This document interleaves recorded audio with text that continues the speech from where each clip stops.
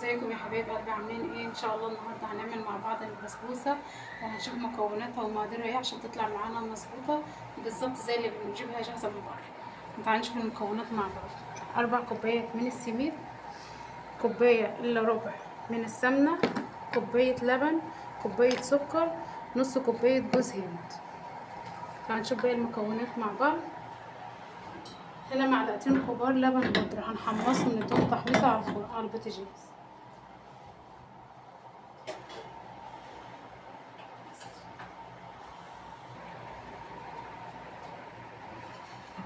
اهو يا حبايبي قلبي، بعد ما عملنا اللبن البودرة ادينا تشويحه كده على النار، خد اللون الحلو الذهبي ده. هنحط جوزة الهند اهي نص كوبايه، وهنحط شويه صغيره من السكر، هنحط شويه صغيرين من السمنه. باقي المكونات بقى هنحطها في حله على النار. هنحط باقي السمنه كده على النار، السكر، وهنحط معاها باقي اللبن. ياخدوا بس يدوب على النار حاجه بسيطه، يدوب يسخنوا بس كده على النار بس عشان يتجانسوا في قلب بعض.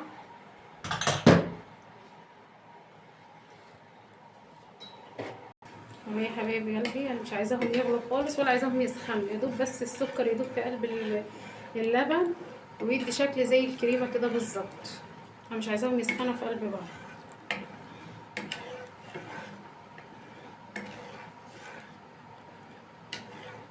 ودي يا حبايبي قلب اهو، بعد ما عملنا اللبن مع السمنه مع السكر هنعمل الشربات بتاع البسبوسه. ادي كوبايه سكر مع كوبايتين ميه. احنا عايزين السكر، عايزين الشربات بتاعها يكون خفيف ما يكونش تقيل. يا دوب غاليه تغلي يا دوب 5 دقايق بس على النار، وبعد كده هنطفي عنها. هنيجي بقى نعجن البسبوسه بتاعتنا. ادي المكونات بتاعتنا.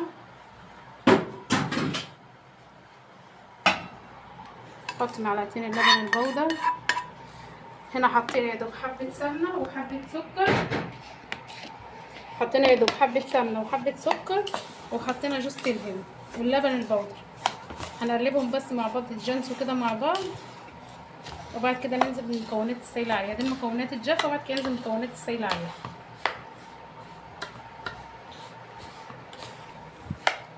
اهو يا حبايبي قلبي، بعد ما حطينا المكونات الجافه على بعضيها وجينا بنعملها في بعضيها، بنبسها في قلب بعضيها اهي عشان تتجانس كلها في قلب بعضيها، وبعد كده ننزل بالمواد السايله عليها.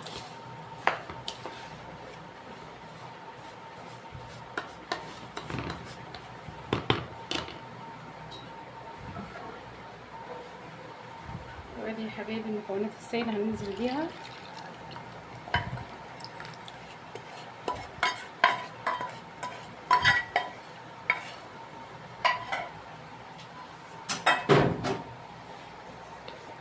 طريقه سهله وسريعه وما بتاخدش وقت. اهي يا حبايبي قلبي، يا دوب بس المكونات تتجانس في قلب بعضيها، لان هي مش بتحب اصلا البس كتير فيها ولا بتحب العجينه كتير فيها. يا دوب بس اللي تتشرب بس الماده السايله اللي فيها وخلاص على كده.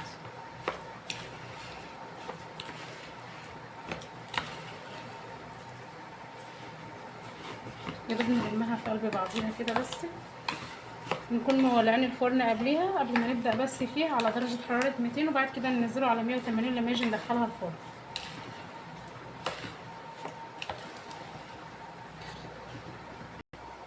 بعد كده يا حبايبي يلا جبنا صينيه مدهونه سمنه.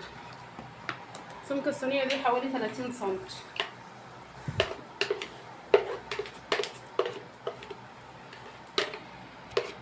هننزل بقى بالخليط كده في قلب الصينيه ونوزعه كويس.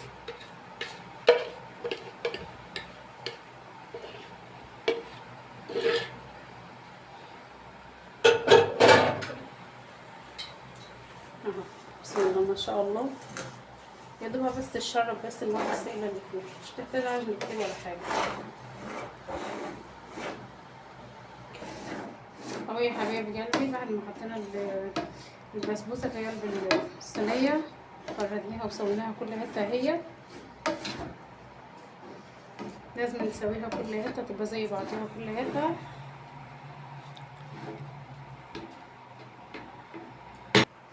بعد كده هنطلع الهواء اللي فيها، خبطتين كده على الخار على اي حاجه كده، بنطلع الهواء بس اللي فيها وبندخلها الفرن. هنسيبها في الفرن حوالي نص ساعه ونرجع نشوفها بعد ما تطلع من الفرن. الميه هي خفيفه خالص، هي الشربات بتاع البسبوسه خفيفه خالص. البسبوسه اهي بعد ما طلعناها من الفرن بعد ما عدى عليها نص ساعه هنسقيها وهي سخنه. سامعين؟ هي سخنه والشربات سخن.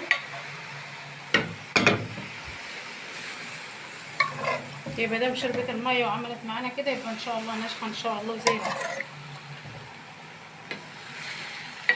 مش هنقول لك على ريحتها، والله ريحتها فظيعه، اتمنى تجربوها ان شاء الله تعجبكم.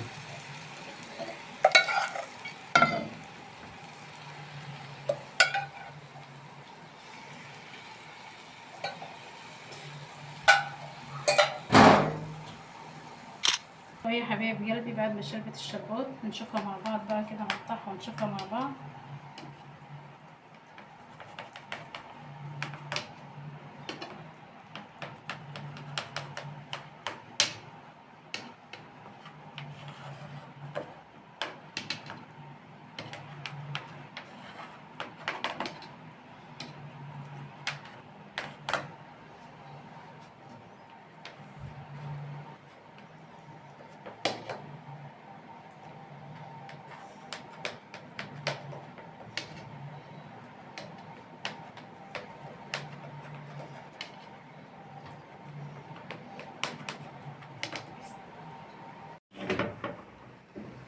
طبعا زي ما انتم شايفين يا حبايب قلبي بعد ما طلعناها من الفرن اهي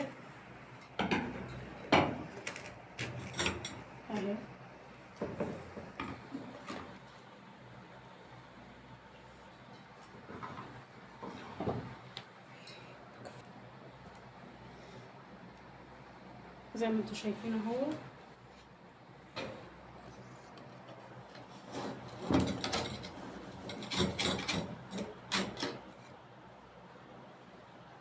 زي ما انتم شايفين اهي يا حبايبي، واتمنى ان شاء الله تجربوها وتعجبكم وتعملوا لي الاشتراك في القناه وتفعيل زر الجرس عشان يوصل لكم كل جديد.